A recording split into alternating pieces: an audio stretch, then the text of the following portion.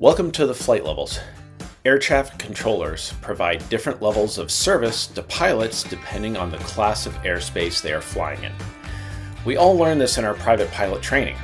However, I'm going to challenge that notion today because the reality is controllers overstep their authority in too many instances.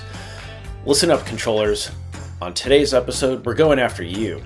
Let's get to it.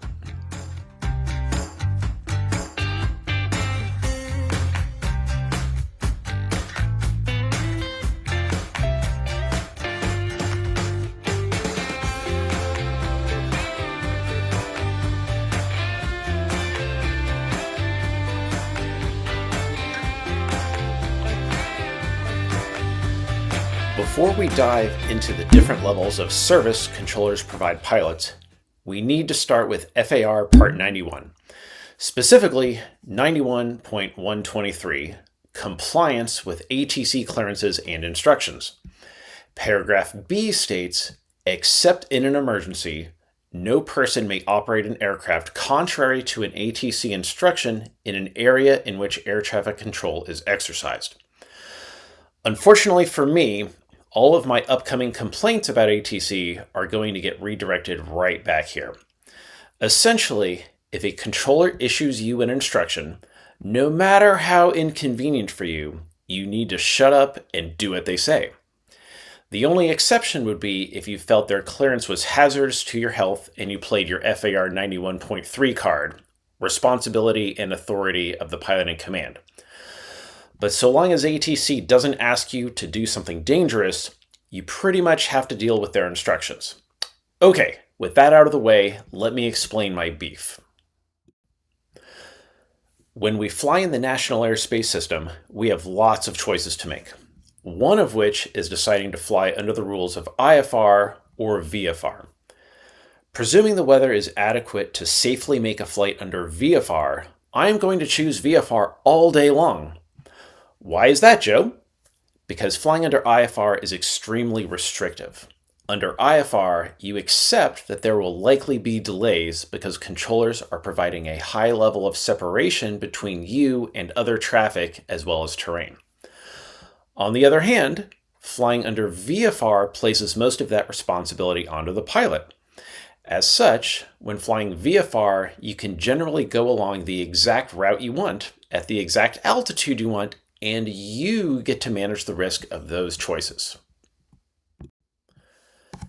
A generally great service to go along with a VFR cross-country is VFR traffic advisories, or flight following with a radar controller.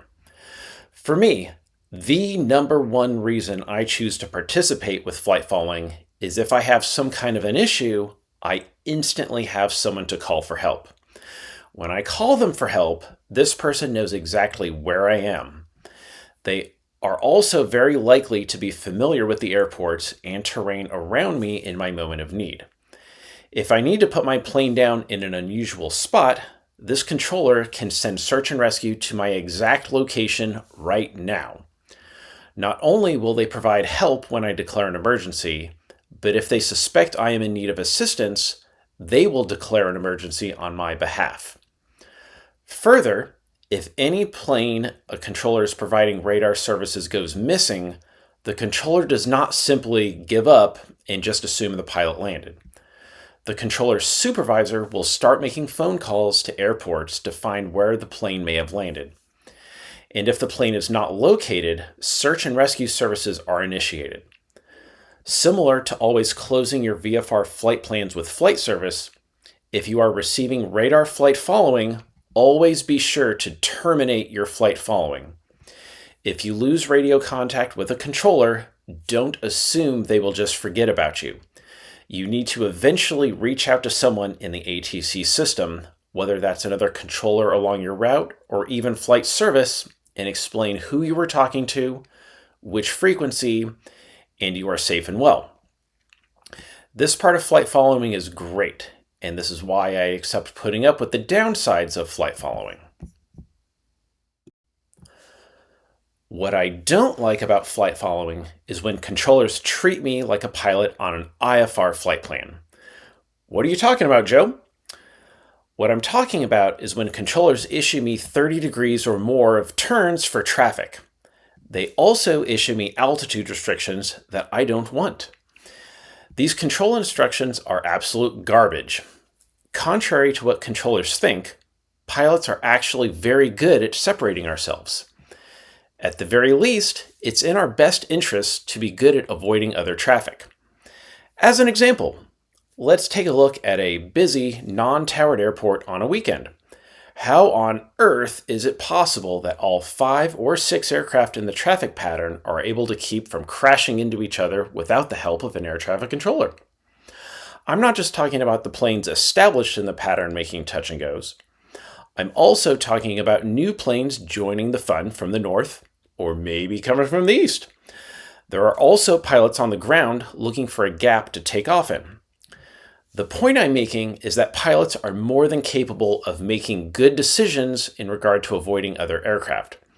Pilots are also capable at determining how much distance or altitude to use in accomplishing such a goal. Let's take a closer look at both the FAA's Aeronautical Information Manual as well as the FAA's 7110.65 document. For those of you who don't know, the .65, as it's known, is the document controllers use as guidance for what standards to provide air traffic control service. To start, the AIM Section 3-2, Controlled Airspace, specifically states for Class D and Class E airspace, no separation services are provided to VFR aircraft. In my opinion, this is exactly how it should be. Instead of controllers separating VFR aircraft, controllers are using radar to provide what's called basic radar service. What's that, you ask?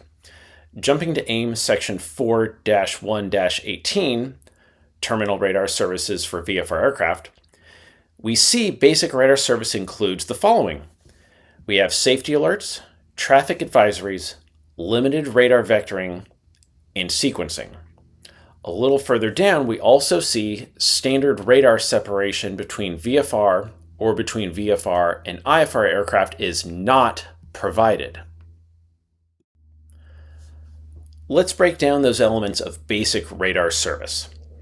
In the pilot controller glossary, we find a great definition of safety alert. Safety alerts are broken down into those regarding terrain or obstruction alerts and aircraft conflict alerts. A safety alert issued by ATC to an aircraft under their control if ATC is aware of an aircraft that is not under their control at an altitude which, in the controller's judgment, places both aircraft in unsafe proximity to each other. With the alert, ATC will offer the pilot an alternate course of action when feasible. For example, traffic alert, advise you turn right heading 090 or climb to 8,000 immediately. Notice the controller is only offering an alternate course of action. It is completely at the pilot's discretion of what to do. Did you see anything in that section that tells controllers to separate VFR aircraft from anybody? I don't.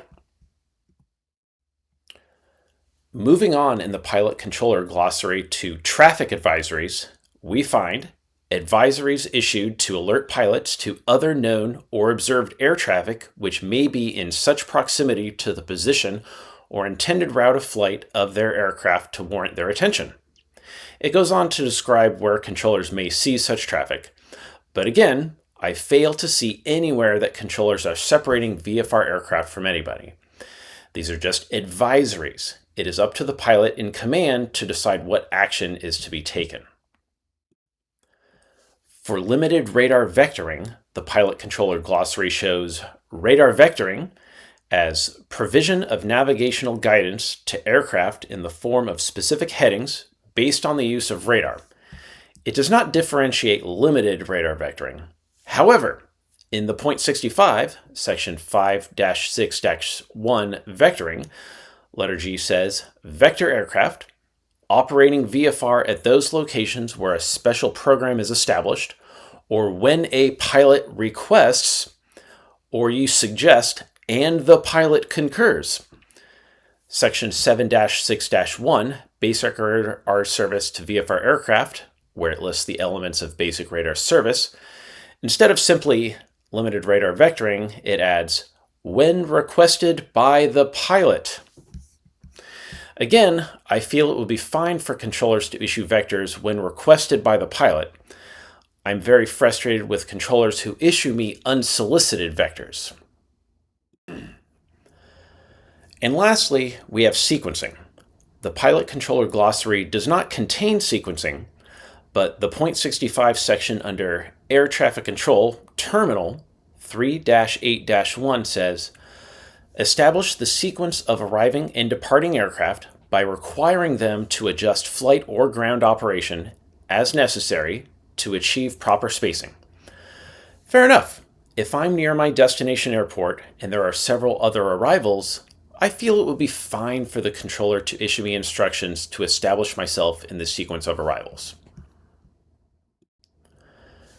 Continuing in the .65, the only place referencing separation standards for VFR aircraft is 4-8-11 practice approaches, where procedures require application of IFR separation to VFR aircraft practicing instrument approaches. And yes, many radar facilities have letters to airmen addressing where they provide such services. And in those circumstances, I feel that level of service is appropriate.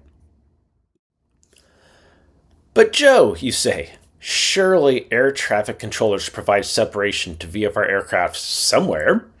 And you are correct. Let's keep exploring the AIM and .65. Both the AIM section 4-1-18 and the .65 7-7-3 define VFR services in a TERSA, or Terminal Radar Service Area. Participating VFR aircraft will be separated from IFR and other participating VFR aircraft by one of the following: 500 feet vertical, visual separation, or target resolution, which is a process to ensure that correlated radar targets do not touch.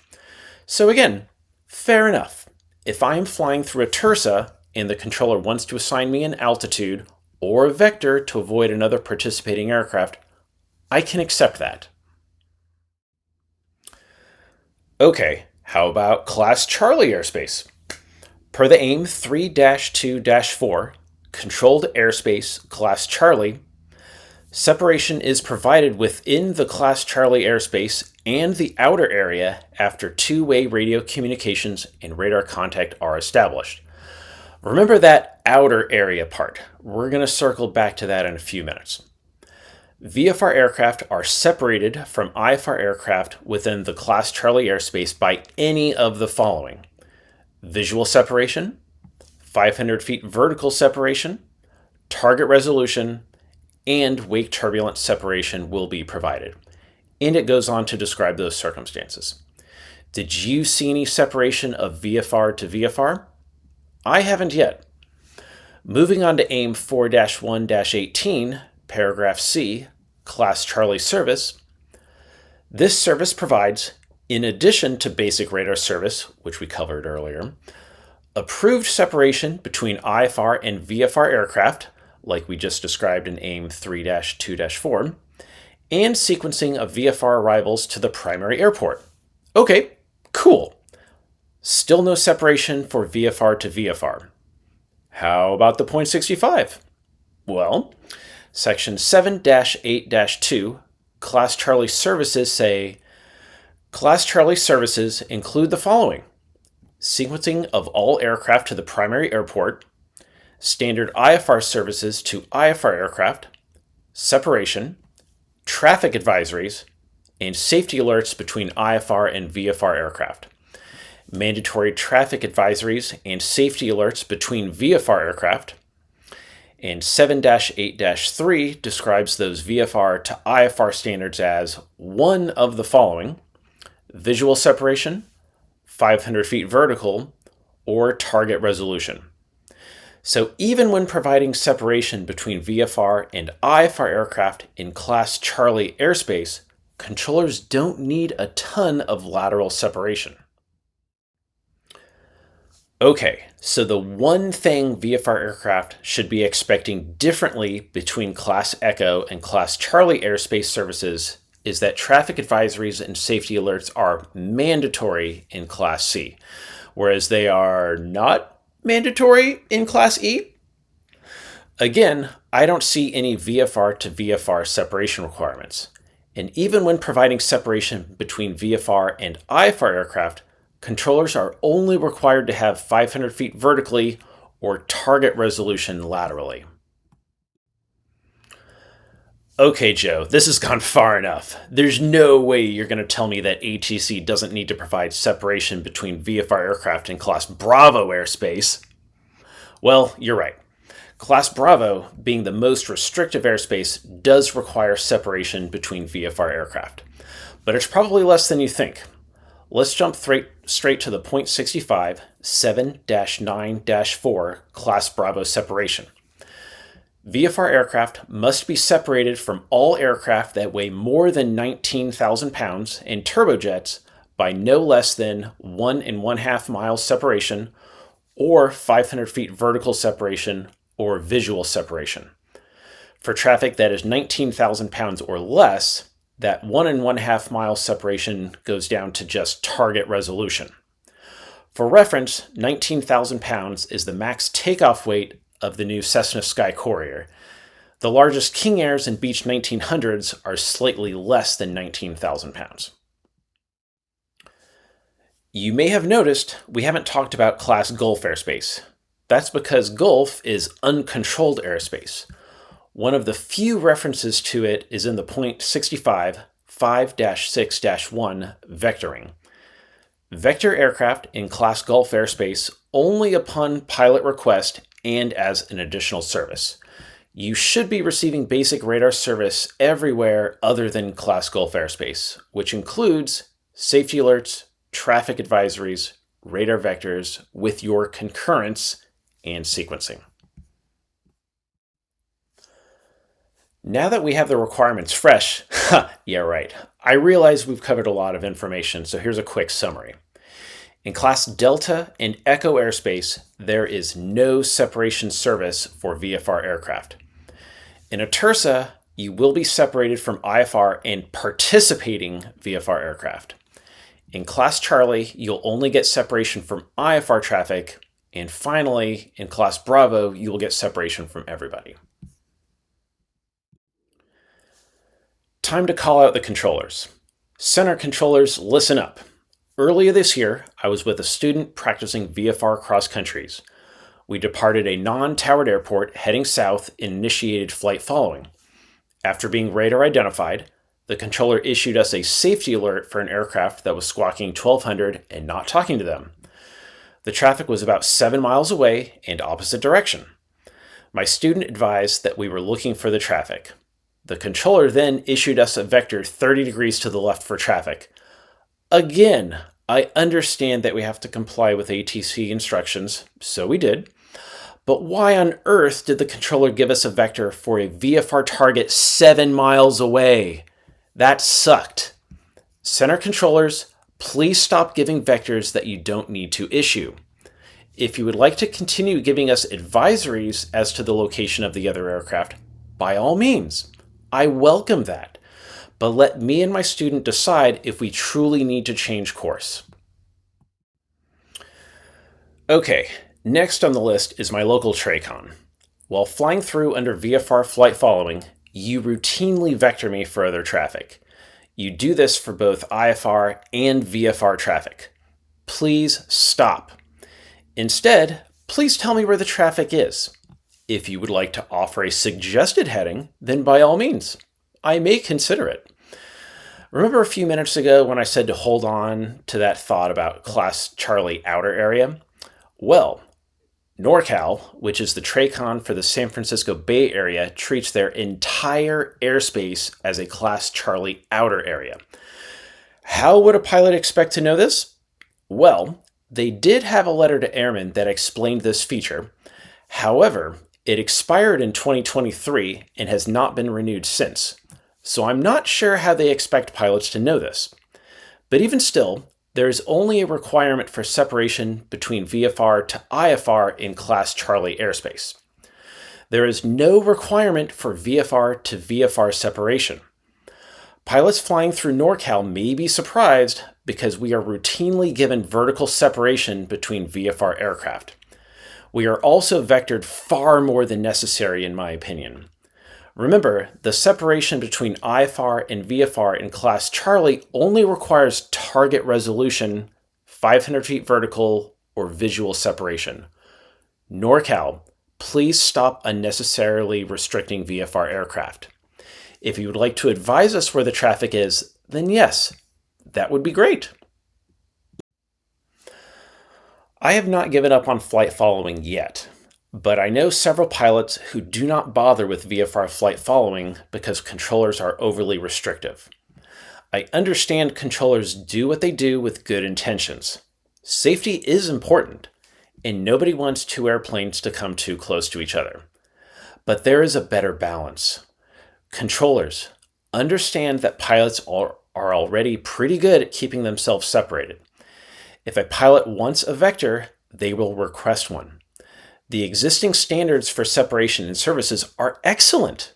I'm just asking you to use them and stop making up arbitrary standards for separating airplanes.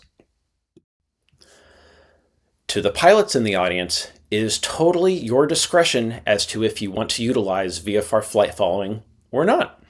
Though, when you do choose to participate, you need to accept the terms of 91.123.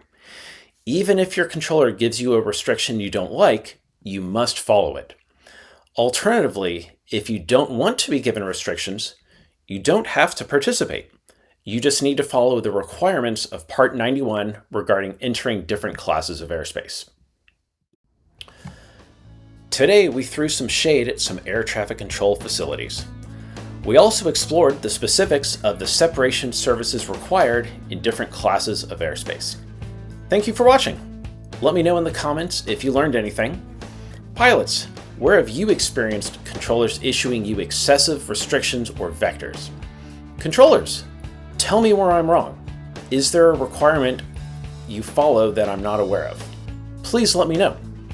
Share this with any of your friends who may also want to learn techniques to be a better pilot in the National Airspace System. Make sure to subscribe to the channel and head over to flight-levels.com. Remember, don't just fly, climb to the flight levels.